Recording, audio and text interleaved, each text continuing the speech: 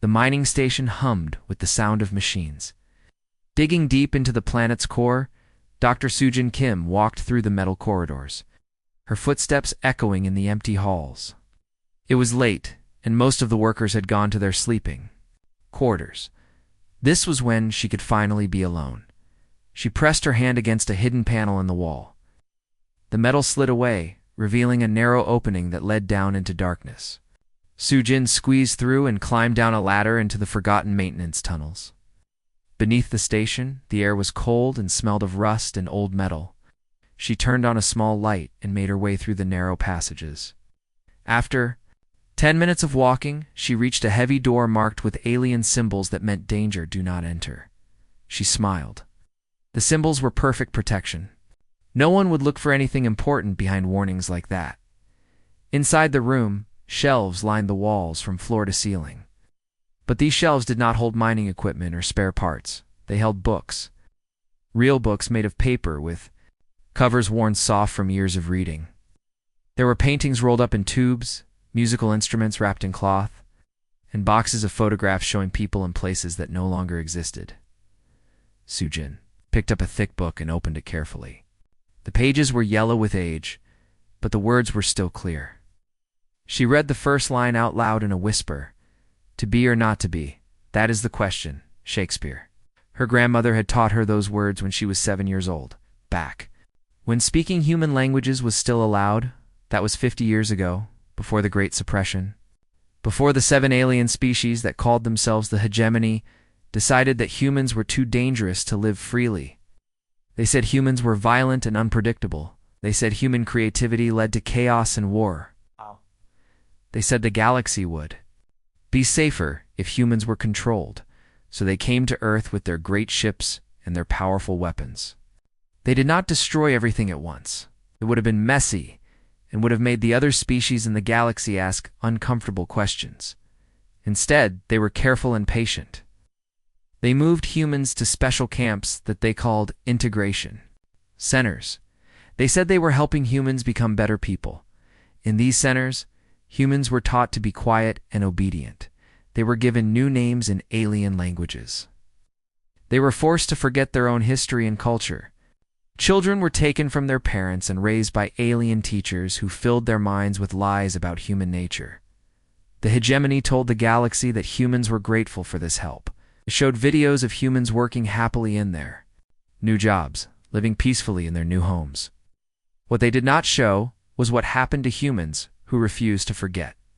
What they did not show was the camps where humans who asked too many questions simply disappeared. Sujin had been one of the lucky ones. She was young enough to learn the new rules, smart enough to pretend she believed the lies, and careful enough to hide her true feelings. She became a cultural compliance officer, which meant her job was to make sure other humans followed the rules and did not cause trouble. But late at night, alone in her hidden room, she remembered.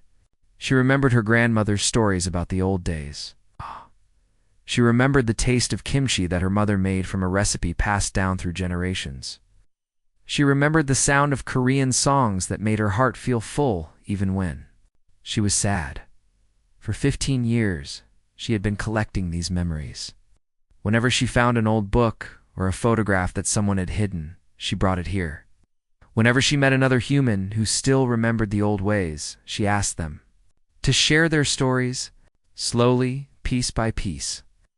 She was rebuilding the history that the hegemony had tried to erase. She thought she was alone in this work. She thought she might be the only person left who cared about preserving human culture.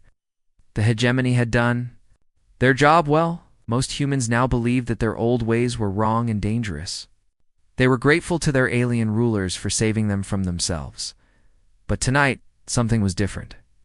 As Sujin reached for another book, she heard a sound that made her freeze.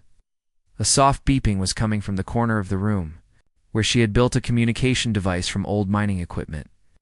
The device was supposed to listen for signals from other humans, but it had been silent for 3 years.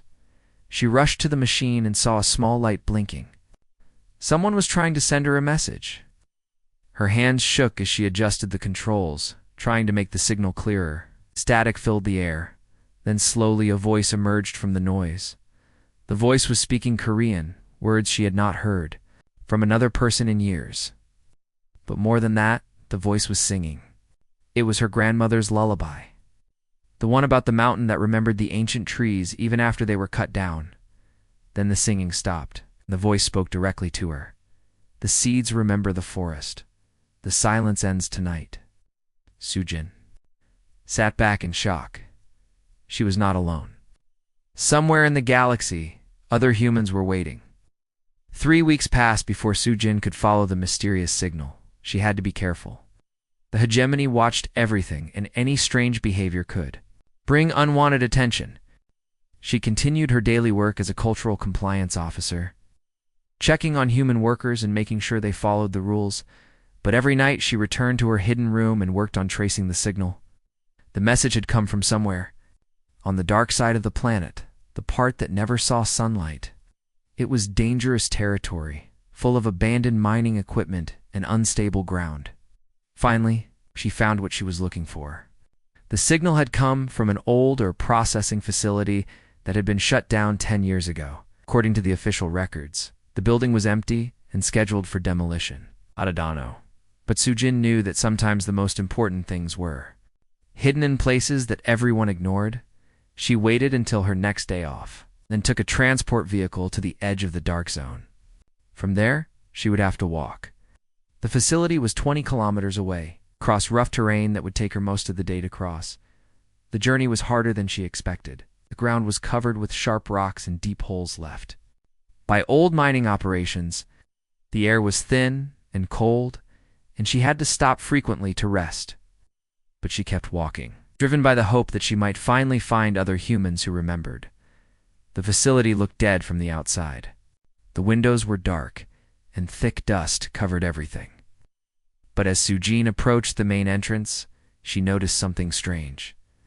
The dust around the door had been disturbed recently. Someone had been here. She pushed the door open and stepped. Inside, the building was dark and silent. She turned on her flashlight and began to explore. The main processing floor was empty, except for some old machinery that had been left behind. But she could hear something, a faint humming sound coming.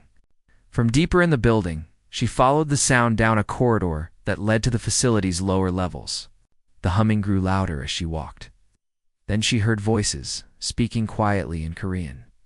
Her heart began to race. At the end of the corridor, she found a door marked with symbols that meant authorized personnel only.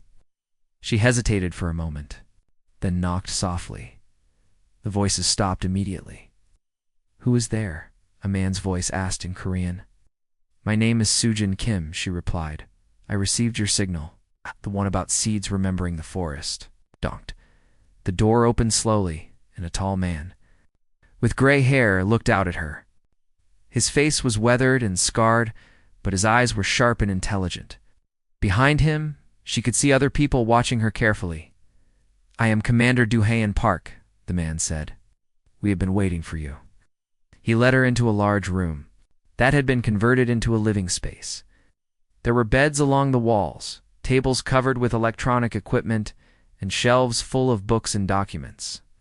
But what amazed Sujin most were the people. She counted at least 20 humans, of different ages, all looking at her with expressions of hope and curiosity. "How long have you been here?" she asked. "Some of us have been here for 15 years, Duhayan replied. "Others arrived more recently. We are all supposed to be dead or missing. The hegemony believes we were killed in mining accidents or transport crashes." He showed her around the facility. In one room, a group of children were learning to read using books that had been hidden from the hegemony. In another, engineers were taking apart alien technology and figuring out how it worked. A third room. An elderly woman was teaching young adults traditional Korean cooking using ingredients they had grown in a secret garden. "We call ourselves the Underground," Duihan explained. "We have been preparing for this day for 50 years. The hegemony thinks they have one, but they made a mistake. They assumed that silence means death. They never understood that humans are most dangerous when we are underestimated." He led her to a room filled with communication equipment. On the walls were maps of the galaxy, covered with small lights that blinked in different colors. Each light represents a group of humans who have stayed hidden, Duhayan said. Green lights are groups we have contacted. Yellow lights are groups we know about but have not reached yet. Red lights are groups that have been discovered by the hegemony. Sujin stared at the map in amazement. There were thousands of lights, scattered across hundreds of worlds. How many people are we talking about? Millions, Duhayan replied. On every world where humans were relocated, some of us managed to disappear. Some went underground, literally. Others hid in plain sight, pretending to be good citizens while secretly keeping our culture alive. We have teachers, engineers, doctors, soldiers, artists, and farmers. All of them remember who we are. He turned to face her directly. The hegemony stole our voice 50 years ago. They thought they could erase us from history. But we have been patient. We have been learning. We have been growing stronger. And now we are ready to take our voice back. What do you want me to do? Sujin asked. Hyun smiled. And for the first time in years, Sujin saw real hope in another person's eyes. Help us wake up the galaxy, he said. Help us show them who we really are. 6 months later, Sujin stood in the shadows of Proxima Station, the largest space station in hegemony territory. Her heart was beating fast as she looked at the massive structure floating in space. Inside that station was the Central Archive, where the hegemony kept all their most important records and secrets. She was not alone. 2 other humans stood beside her, both members of the underground who had spent years preparing for this moment. Yanho Lee was a computer expert who could break into any system. Minji Song was a former soldier who knew how to move without being seen. Remember, Yanho whispered, we have exactly 72 hours before they notice the fake identification codes. After that, security will be looking for us. Remember, Minji added, we are not here to fight. We're here to learn the truth and share it with the galaxy. They had spent months planning this mission. Using stolen identification cards and forged documents, they would enter the station as maintenance workers. Once inside, they would make their way to the Central Archive and download the real history of what happened to humanity 50 years ago. The transport ship docked with the station without any problems. Sujin and her team walked through the security checkpoint, their false documents working perfectly. The alien guards barely looked at them. After all, who would suspect 3 quiet human workers of being dangerous? The station was huge, with corridors that seemed to go on forever. Thousands of beings from different species walked through the halls, conducting the business of the hegemony. Sujin recognized Altarians with their blue skin and tall bodies, Centaurians with their multiple arms, and vegans with their beautiful, colorful patterns. All of them lived in a galaxy that had been shaped by the hegemony's version of history. They believed that humans had been violent and chaotic and that the Great Suppression had been necessary to keep peace. They did not know what Sujin and her team were about to discover. It took them 2 days to reach the Central Archive. Security around this part of the station was much stronger, but Minji had studied the guard patterns for weeks. She led them through maintenance tunnels and service corridors. Avoiding the main checkpoints, the archive itself was a massive room filled with data storage units that reached up to the ceiling. Millions of files were stored here, containing the records of everything the hegemony had done for the past 100 years. This is it, Yanho said, connecting his equipment to one of the main terminals. If the truth is anywhere, it will be here. His fingers moved quickly over the controls as he searched through the files. At first, everything looked normal. Records of trade agreements, scientific discoveries, and diplomatic meetings. But then he found something that made him stop. At this, he said, pointing to the screen. This file is marked as classified. It is about human research projects. Sujin leaned in to read the file. What she saw made her feel sick. The hegemony had not just relocated humans to integration centers, they had also captured thousands of humans and taken them to secret facilities, where they were forced to solve problems and create new technologies. They have been using us, she whispered.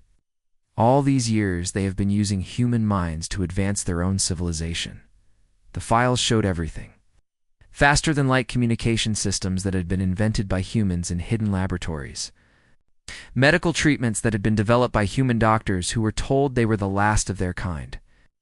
Energy technologies that had been created by human engineers who were kept in isolation.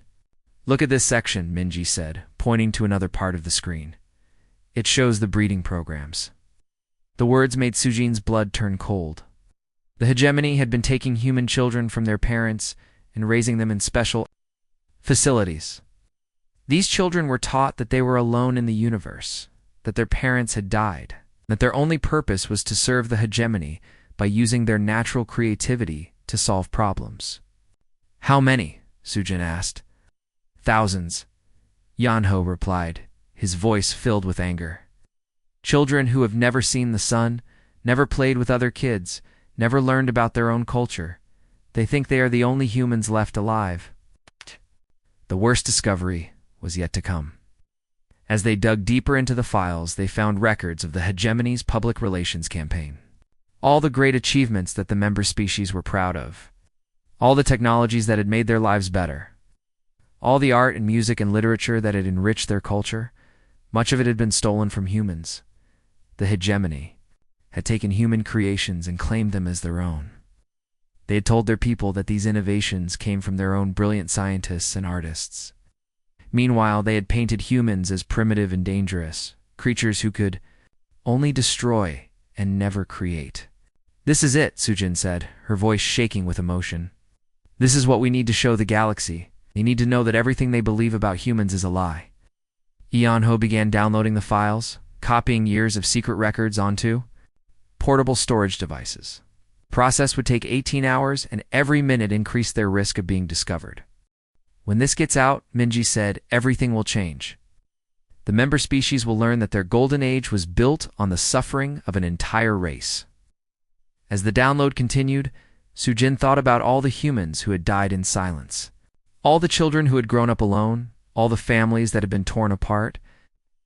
The hegemony had committed the greatest crime in galactic history, and they had convinced everyone that they were the heroes of the story. But not anymore.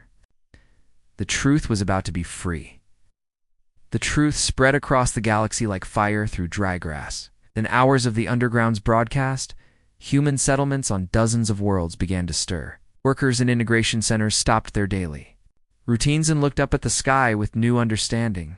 Children who had been taught to be ashamed of their heritage suddenly remembered the songs their grandparents had sung to them in secret. Jin stood in the command center of the underground facility, watching as reports came in from across the galaxy. Red lights on the map were turning green as hidden human communities revealed themselves. The careful network that Du Haiyan had built over 50 years was finally coming alive. "Mining Station 12 is reporting a peaceful takeover," one of the communication officers announced. "The human workers there have locked down the facility and are broadcasting the truth files to nearby systems. Colony World 7 has declared independence," another voice called out. "The hegemony garrison there has surrendered without firing a shot." But the most important reports were coming from the secret breeding facilities. Using the location data they had stolen from the Central Archive, underground teams were racing to reach the hidden laboratories, where human children had been kept in isolation for their entire lives. Sujin led one of these rescue missions herself. The facility was on a small moon, orbiting a gas giant, hidden from normal space traffic. When her team arrived, they found a sterile white building with no windows and heavy security doors. "Remember," she told her team as they prepared to enter, "these children have never seen other humans. They think they are alone in the universe." The facility's alien guards had already fled when they learned what was happening across the galaxy. The underground team walked through empty corridors lined with small rooms. In each room, they found 1 or 2 human children, ranging in age from 5 to 15 years old. The children were afraid at first. They had been taught that humans were dangerous and violent. But when they saw Sujin and her team speaking Korean, singing the old songs, and showing them pictures of Earth, their fear turned to wonder. "You are like me," whispered a 10-year-old girl named Hijin, reaching out to touch Sujin's hand. "I thought I was the only one." "There are millions of us," Sujin replied, kneeling down to the child's level. "And we've been looking for you for a very long time." The children they rescued were extraordinary.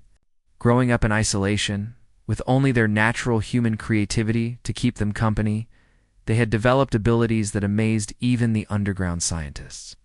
They could solve complex problems in minutes that had taken hegemony researchers years to figure out. They could see patterns and connections that others missed. "Look at this," said 12-year-old Junho, showing Sujin a drawing he had made of a new type of engine. "I dreamed about it last night. I think it could make spaceships go faster than anything that exists now." The boy had never seen a spaceship engine before, but his design was more advanced than anything the hegemony had ever built. This was what human potential looked like when it was not crushed by fear and oppression. As the rescue missions continued, the hegemony's response became more desperate. Warships were sent to human settlements with orders to restore order at any cost, but the underground was ready for this. They had learned from their defeat 50 years ago. This time they would not fight with weapons. Instead, they fought with information. Every act of violence by hegemony forces was recorded and broadcast across the galaxy. When hegemony soldiers attacked peaceful human protesters, the images were seen by billions of beings on hundreds of worlds. When hegemony commanders ordered the bombing of civilian settlements, the recordings were played on every communication channel. The galaxy watched in horror as the civilized hegemony showed its true nature. It's the same beings who had claimed to be saving the galaxy from human violence were now committing atrocities against defenseless people. But the underground's greatest weapon was not the evidence of hegemony crimes. It was the simple truth about human nature. As rescue teams freed more children from the secret facilities, they allowed these young people to speak for themselves. The children appeared in broadcasts across the galaxy. Their voices clear and honest. They talked about their dreams, their hopes, their desire to learn and create and explore. They showed their inventions, their art, their music. They proved that humans were not monsters, but people with the same hopes and fears as any other species. The effect was immediate and powerful. On world after world, alien populations began to question what they had been told about humans. Young Altarians who had grown up with human-invented technologies suddenly understood where their comfortable lives had come from. Centaurian philosophers struggled with the moral implications of their species' role in the suppression. Vegan artists wept when they heard human music for the first time. The turning point came when Duhayan made a direct broadcast to the entire galaxy. Standing in front of a group of rescued children, he spoke in a calm, clear voice that carried across space to billions of listeners. "We are not your enemies," he said. "We have never been your enemies. We are your neighbors, your partners, your friends. We helped build the technologies that power your worlds. We wrote the music that moves your hearts. We discovered the medicines that heal your sick. We ask only for the right to exist, to create, to dream alongside you." The message was heard everywhere. For the first time in 50 years, the galaxy heard humanity's true voice, and that voice was not filled with anger or hatred, but with hope. The hegemony leaders watched their empire crumble from their command ship high above the galaxy's center. Member species were breaking away one by one. Their own people were turning against them. The carefully built lies of 50 years were falling apart like a house made of cards. High Commander Vexstar, the leader of the Hegemony Council, stared at the reports coming in from across the galaxy. His blue Altarian skin had turned pale. With rage and fear, around him, the other council members argued in their different languages, their voices rising in panic. "We cannot let this continue," he said, his voice cutting through the noise. "If we allow the humans to succeed, everything we have built will be destroyed." "But the people will not support us anymore," said Counselor Thane, Centaurian with 4 arms that moved nervously as he spoke. "They have seen the truth. They know what we did. Then we will give them no choice," Vexter replied. He turned to the weapons officer, his eyes cold and determined. "Activate the purification array." The other council members fell silent. The purification array was a network of ancient weapons hidden throughout the galaxy, designed to destroy all life. On entire worlds, it had been built as a last resort, to be used only if the galaxy faced complete destruction. "You cannot be serious," whispered Counselor Myra, a vegan whose colorful patterns had faded with shock. "Those weapons would kill billions of innocent people. Better a dead galaxy than a chaotic one," Vexstar said. If we cannot rule, then no one will. Far away, in the underground command center, alarms began to sound. Yanho looked up from his computer screen, his face filled with terror. "It are powering up the purification array," he announced. "All weapon stations across the galaxy are coming online." Sujin felt her heart stop. The purification array was something the underground had discovered in the stolen files, but they had hoped it was just a threat that would never be used. Now it seemed the hegemony was willing to destroy everything rather than admit they were wrong. "How long do we have?" Duhayan asked. 6 hours until the weapons are fully charged, Yenho replied. "After that, they can destroy any world they choose." But Duhayan was already moving, his fingers flying over the communication controls. "Send the signal to all underground cells," he commanded. "Operation Phoenix, final phase." This is what we have been preparing for. Across the galaxy, humans who had been hiding in secret facilities for decades suddenly emerged from their hiding places. They were not soldiers or rebels. They were engineers, scientists, computer experts, who had spent 50 years studying alien technology and learning how it worked. Sujin led a team to the nearest purification array station, a massive structure hidden inside an asteroid. Using the access codes they had stolen from the Central Archive, they entered the facility and began their work. The plan was audacious beyond belief. Instead of trying to destroy the weapon array, they were going to reprogram it. It's the same network that was designed to end all life in the galaxy would become a communication system that could reach every living mind at the same time. "The neural interface is almost ready," Yanho reported, as he worked on the main control system. But we need more time to connect all the stations?" "We do not have more time," Sujin replied. "The hegemony is starting the countdown. We have to do this now." All across the galaxy, other underground teams were doing the same work. Human engineers who had been forced to build weapons for the hegemony were now turning those weapons into instruments of truth. Children who had grown up in isolation were using their extraordinary minds to solve problems that had seemed impossible. The neural interface activated, just as the hegemony began their final attack. Instead of death rays shooting out from the weapon stations, invisible waves of energy spread through space, touching every planet and every ship in the galaxy for one incredible moment. Every thinking being in the galaxy experienced the same thing. They felt what it was like to be human. They experienced 50 years of suffering, loss, and hope. They saw through human eyes, heard through human ears, and felt with human hearts. They experienced the joy of a child learning to read a forbidden book.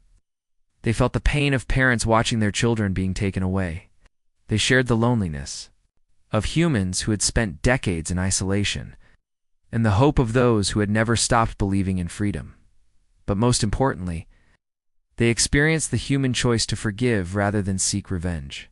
Even after 50 years of oppression, even after genocide and slavery, humans were offering not destruction but cooperation. The effect was immediate and complete. On the hegemony command ship, Vexstar staggered as the neural wave hit him. 4. The first time in his life, he felt true empathy, true understanding of what his actions had caused. Around him, other council members fell to their knees, overwhelmed by the weight of their guilt. Across the galaxy, hegemony soldiers put down their weapons.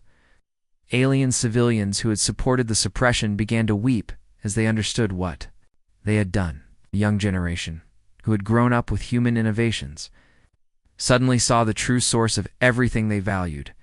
The war ended not with violence but with understanding. The hegemony surrendered completely, but the humans did not demand revenge. Instead, they offered something the galaxy had never seen before. Forgiveness combined with justice. Su-Jin stood in the rebuilt gardens of Earth, watching human and alien children play together. The silence of 50 years was finally broken, and the galaxy had learned an important lesson. You cannot bury the human spirit. You can only teach it to grow stronger in darkness, waiting for the day when it can bring light to everyone.